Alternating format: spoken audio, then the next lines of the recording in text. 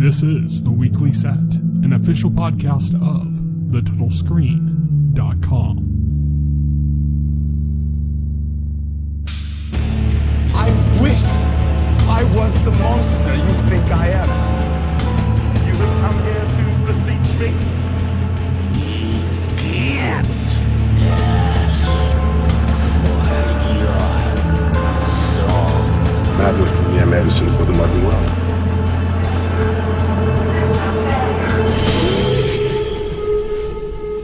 Hello, everybody, and welcome to The Weekly Set, the official podcast of The Total Screen. I'm your host. My name is Tyson, and joining me today, as always, is my partner in crime here at The Total Screen, William Rohrig. Hello. So today, it is July 20th, 2020. We are doing episode 264, and we are talking about Season 2 of Space. We talked about Season 1 last week. If you want to catch up on that, go check out episode 263, where we talk about Space Season 1. We're now going to be doing Space Season 2, and I messaged you this, and I think you agreed with me. There's a notable, quality uptick on Season 2. Yeah, the budget seems to have been increased a bit, so it's definitely looks better. The writing department, it's about, I would say, narrative-wise, it's about equal to Season 1, but they're a little bit more like they know who the characters are a bit more, but that's kind of the case with any comedy. Yeah, it's kind of the case with any comedy, but it's it did seem like, because you had mentioned before, it seemed like the budget increased, and I would agree. It did look like they had a bit, even though it's still low budget. It's still low budget. It's not crazy. It's not crazy, but it seems like it's a step up from Season 1. Edgar Wright got more room to play with. Yeah. So that's basically how it works out. The gags, they kind of do these genre film kind of motif gags and stuff in the first season. In the second season, they're just a little bit more elaborate, a little bit more true, right, to what they're representing and stuff. So there's just little things here and there that just oh yeah, okay, they had a little bit more money to decorate this set. One thing from Season 1 that's completely absent is the cutesy pop culture references that they did in Season 1, the Scooby-Doo joke, or the entire episode where they had Resident Evil zombies. Those kinds of references are gone. They still reference pop some culture, of it, but they don't do those big visual gags, or go so far as to kind of base an episode around it. Well, they did do it with the visual gags. When Daisy came back into her room, it was straight up Apocalypse Now. With it looked like a jungle inside. It was straight up done like Apocalypse Now, and okay, so they did. Well, and of course they did all the Matrix gags. Oh yeah, they did you're right. There was the Matrix thing. I totally forgot about that. there was the Matrix thing. Yeah. Yeah, there were a few other ones too. There was a big what was it? Pulp Fiction moment kind of thing with Daisy where she grabbed Mike's weapon or whatever. Yeah. So one of the through lines is Tim's disappointment with Star Wars: The Phantom Menace, which had recently come out. One episode early in season has him he says something I gotta deal with George Lucas, and he's burning all his Star Wars stuff. Yeah. And he said I've had a reckoning with George Lucas or something. Yeah. Yeah, that was funny. And then that actually ended up playing kind of into the plot of the season, not just the episode, but the season, with him getting fired from his job because he basically just yelled down a kid that came in asking for a Jar Jar Binks figure. And I want to drill in on that a little bit, because I was thinking about it, and I was thinking Simon Pegg is such a brilliant writer, and this proves it, because I was thinking about the whole the hate the Phantom Menace got at the time, and especially Jar Jar Binks. And I was thinking, a lot of people Simon Pegg's character legitimately got upset over the movie and over Jar Jar, but then I'm but it was they were marketing to kids. Jar Jar Binks was designed to appeal to children and sell toys. And so it's like, and like the people who got upset, the hardcore adult nerds just didn't get that or want to accept it. And then it dawned on me, I'm like, that scene where he's yelling at the kid who wants a Jar Jar Binks, that Simon Pegg is acknowledging that in that scene. He's saying the same thing. He's like, it's absurd. He's saying like Jar Jar Binks is for kids. That's what kids like. That's why, and it's absurd for Tim to be that angry over a character that is designed to appeal to children. Yeah. And that's like the genius of the writing right there. They even have a part where his boss calls him out on it and brings up kind of the hypocrisy of nostalgia with like the Ewoks. Yeah, exactly. Yeah, because he's like, like you hated the Ewoks, Yeah, Ewoks are bad too, definitely. It's a very cleverly written, ongoing joke about, Phantom Menace and him dealing with that, the stress of that, and how much it affected his life and stuff. Which is it's really interesting because that's around when it came out. Phantom Menace came out in like 2000, right? So I believe the first season was 1999. Okay, so the first season was 99, so they must have written it before Phantom Menace, and then they just happened to have this bombshell of Phantom Menace coming out between seasons of the show. Yeah, and so obviously, like they had to write that into the show because Tim's character being, Simon Pegg's character, Tim being Tim, would be the first person to rush out, see it, and absolutely be devastated by it. Yeah. So they had to write that into the show when that happened. But the way Simon Pegg handled it, he used it to like basically write, his opinions on fandom, and how toxic it can be sometimes. Yeah, definitely. They had an ongoing thing this episode about Tim trying to get a job at Dark Star Comics, which is a fictitious comic book company. As we know, from season 1, Tim is an aspiring comic book artist. He's working on his own comic book character ideas, and it's mentioned in season 1. Dark Star Comics is mentioned in season 1, and it's mentioned a few times through the series that Tim That's what he aspires to, yeah. Yeah, that's what he aspires to, but he doesn't send his portfolio to them because he has these visions of the head guy at Dark Star Comics looking at his portfolio and laughing maniacally at how bad it is, Yeah. That comes true off screen basically. Yeah, it basically comes true off screen. We actually get an episode about that. These are the last couple episodes of season 2 are the ones that I remember some 15 years later, after having seen them that long ago.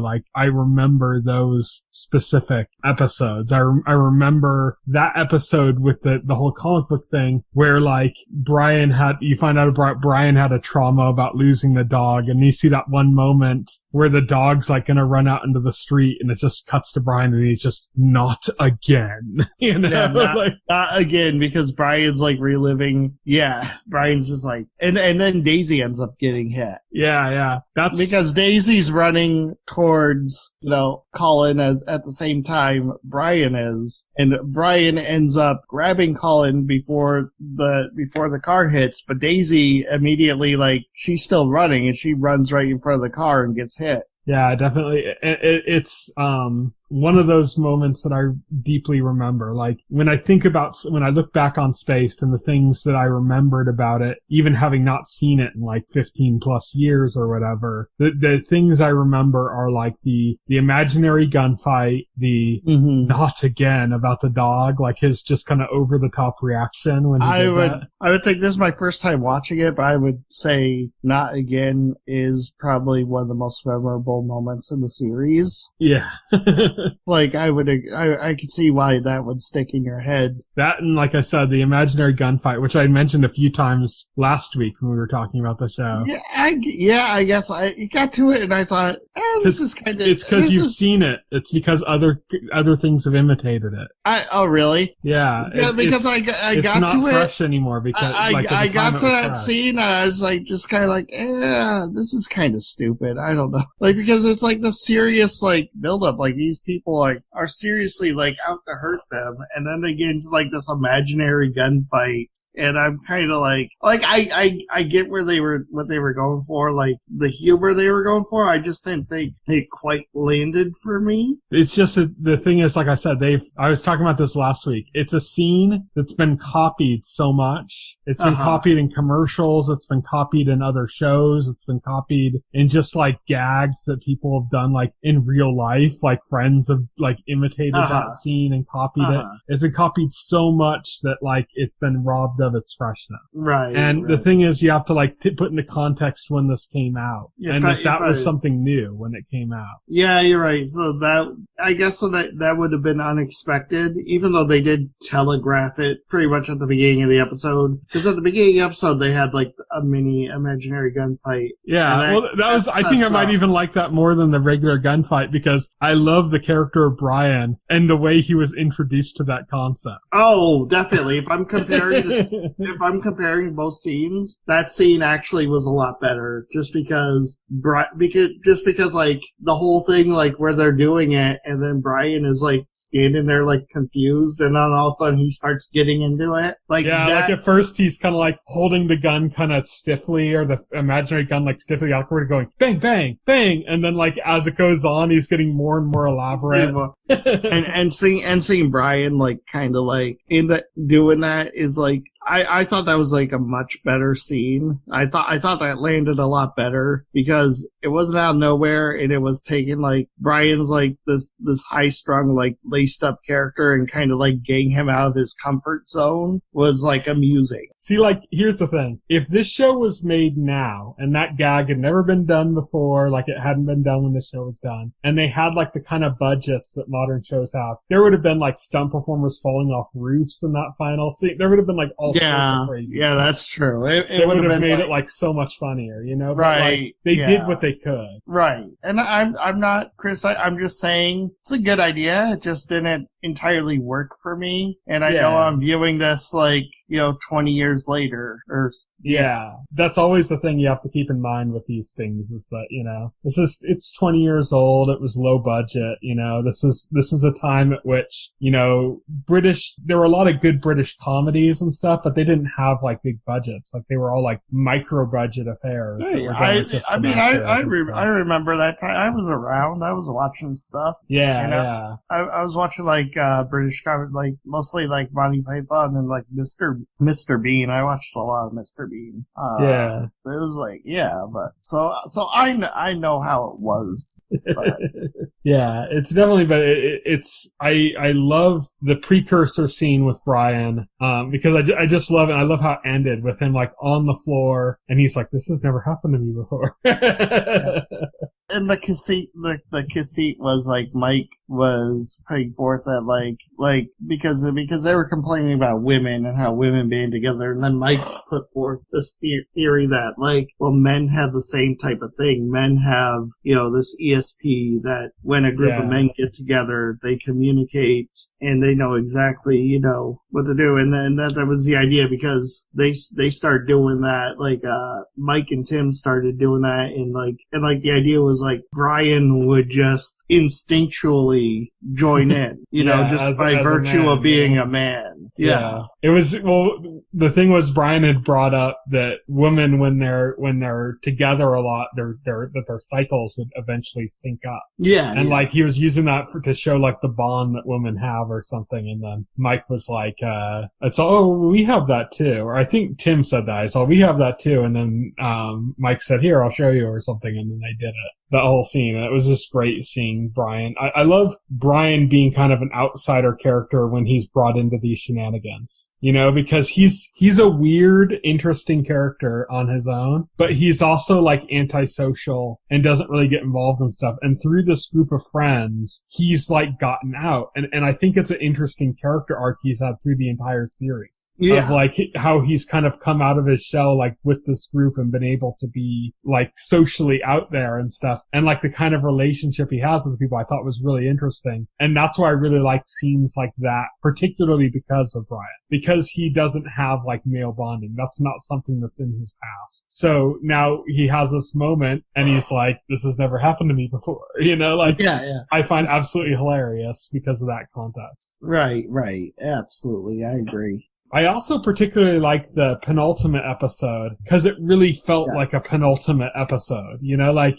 Yeah, definitely. It did. With the whole thing with like Daisy's birthday coming up and Tim, with his new love interest, Sophie, who was introduced in the Dark Star Comics episode. You know, like, Tim is caught by Marcia kissing Sophie. And of course, the premise of the series is that Tim and Daisy are supposed to be a couple as far as Marcia is concerned. That's the weak premise that became nothing but like a punchline in the first season. Right. It wasn't even like addressed at all in this season until the penultimate episode. Right. And it leads, and it's funny because like the premise of the series that has barely been used or referenced leads to this entire storm of shit that leads to like everybody hating each other by the end of the episode. Yeah. And it's crazy. Well, it's such a penultimate. It's such a serious penultimate episode where you set up the conflict, and it was done in such like an obvious way, especially when they started bringing in like the parts for the dog. Yes. The dog being dissatisfied with them and stuff. It ended up becoming very meta.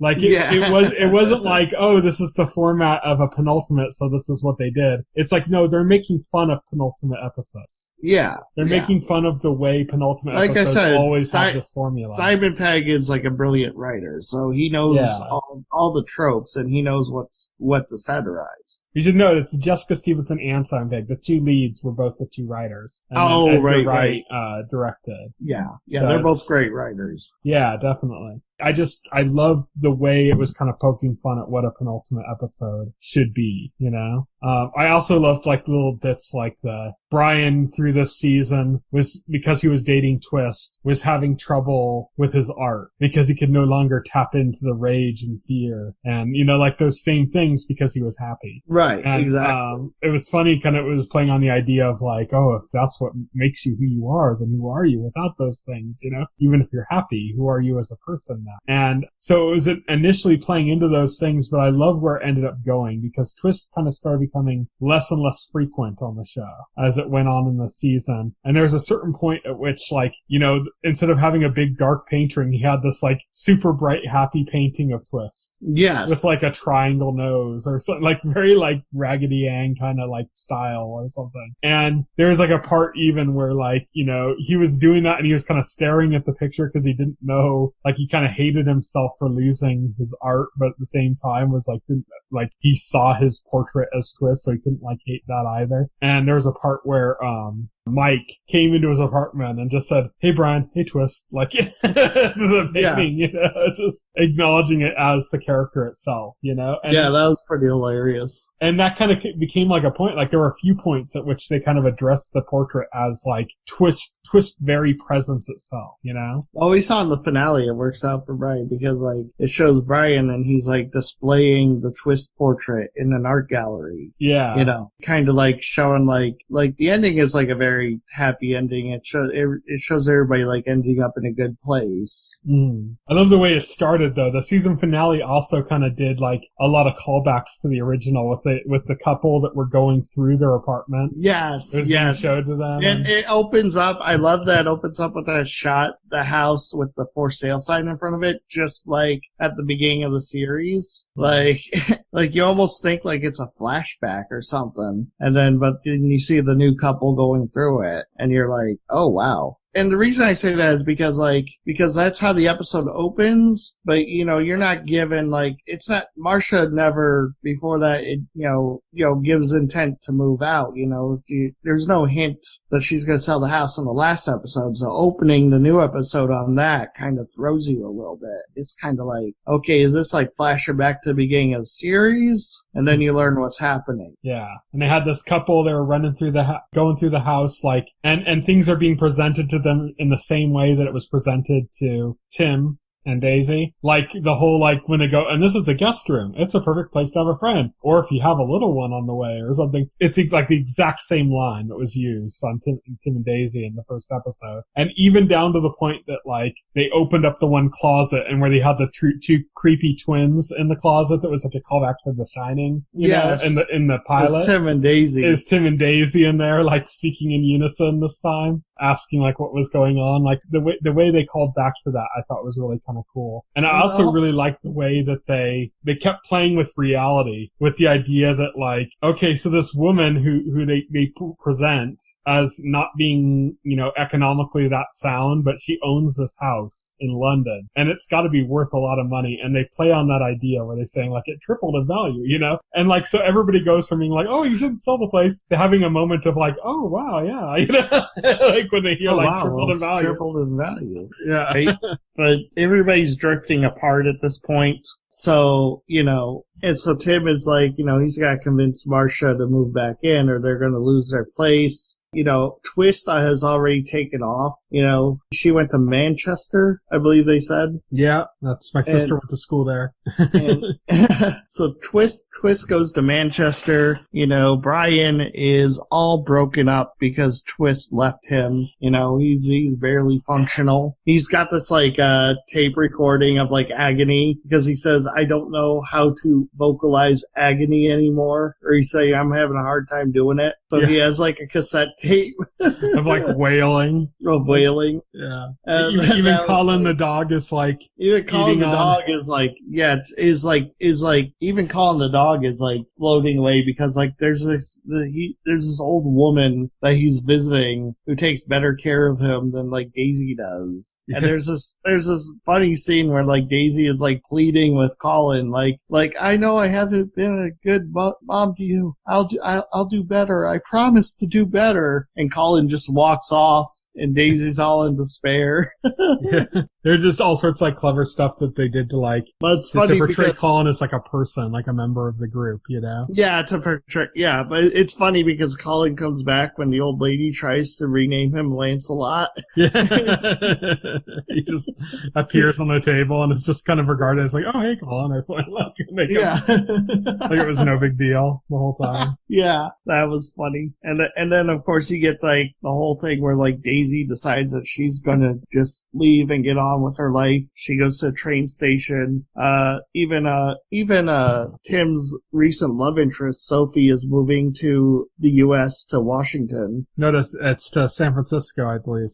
No, it's Seattle. She said Seattle. That's it. In Washington State. So I was right. To be to join Marvel Comics. To join Marvel Comics, yeah. And so she's moving to the other side, across the ocean. And so, everybody's drifting apart at this point until Mike gets an idea. Because Marcia says, they'd have to do something spectacular to get her to come back. And I think Tim says something unless I can think of something spectacular. And then Mike, suddenly gets an idea. This is a callback to a story that was told about Mike in the first season. That he had stolen a tank and gone for a joyride in it or something. Yes. And so he steals a tank and they take it to Martha and she's like, what are you gonna do? Blow me out of the building or something? And instead they kind of hold out the sign or something. They just they pull a say anything. Yeah. But what's really funny is everybody's earnestly looking out to her come back. But the only person she's looking at is Brian. And then she just keeps making gestures at him, looks at him and he just looks really uncomfortable. Like, keeps cutting back to, like, it starts out like it's all of them doing this big gesture, and then she starts making that face directly at Brian, and then it's just cutting back and forth between the two of them. Just her doing that, her, like, licking her lips and stuff, and Brian just looking, like, horribly uncomfortable. Poor Brian got caught up in the whole scheme to get her back so they could return to normalcy, but it just means going back to his sexual harassment. Yeah, that's kind of trying to think. We kind of covered like the big points. Yeah, we covered season. the big plot points. There were smaller, there were smaller things. There's the jobs episode where we brought up Tim lost his job over an argument with a child over Jar Jar Binks, but we also note that drives Daisy. Daisy also she gets cut off of her unemployment. And so that drives Daisy to seek a job as well. And we see like Daisy go through a temp agency and she ends up in like various odd jobs, but she's like a terrible employee. Yeah. And until she ends up at like this, apparently like this taco place, like it's called like Nacho something. It's like apparently like she's working as a member of the kitchen staff, and it's apparently like run by like this woman who's like this evil dictator of a woman. Yeah, it's run like a prison gang or something. Yeah, like a prison or something. And she's like the manager's like this evil prison warden or something. And it's interesting too. And that's basically like, Daisy ends up basically like standing up to her and just walking out. Gets all the employees to walk out too. They show them like a bar together. Yeah, they show Tim and everybody else. They show everybody at the end of the bar, after like everybody's gone through like their trials and tribulations for the episode. Can't remember what Tim was doing that episode, but I think that whole thing was like Tim went to the other comic book store. Yeah, Tim started working at a different comic book store. And then his old boss came and like begged for him to come back, and he's like, "Should I give my 2 weeks notice?" And he's like, "No." And Tim's just like goes to like his new boss. He goes, "Babylon 5 sucks." And he's like, "You get out of my sight." Yeah. Get out of my sight. Yeah, that was really funny. The whole thing about the world of comic book stores was funny with that. They're complaining about the way comic books are displayed at the other store. Yeah. They're so particular about there. He's like he displays all of his expensive comics. Can you believe that? Yeah, it's just like the petty griping and stuff about it. So we get a lot more with Bilbo, Tim's boss in this episode, more than we got like in the last season, I think. Right. Because of that, and because of the scene where he was originally fired by him. But yeah, it's just really funny because I love the part where Tim's like, I'm happy here. It's not like I'm begging for a job back. And then Bilbo like holds up the answering machine or from his place and hits play, and it's Tim's just like sobbing hysterically. I'm not happy here. Tim's begging for his job back. There's a lot of that kind of humor throughout this season of just like, kind of joking about like people at their lowest points and stuff, and like, but trying to act like tough about it. Like, oh no, I'm fine or something. And then, having a moment of a complete breakdown or something revealed through like a flashback or through a, answering machine, like in that case. Right. But I mean, I'm trying to think if there's anything else we need to cover from this season. I think we pretty much got the majority of it. It feels like there's less going on, but there were more like consistent stories in this season. Yeah, there were more consistent storylines this season. Well, I'm interested though. I'm wondering like, why did this end up being the last season? I don't know, but you could tell by like the penultimate that they knew that this was their last. So it wasn't like it just didn't get picked up again. I did feel like the finale wrapped things up in a satisfying way, but it's also one of those finales that kind of everybody ended up in a good place, but it also kind of resets the status quo so that they can continue going if they wanted to. But yeah, it's like, I think that they just kind of, they were probably moving on with their careers. I mean, cause you gotta think, this season of Spaced was 2001. Let me look up real quick when Shaun of the Dead came out.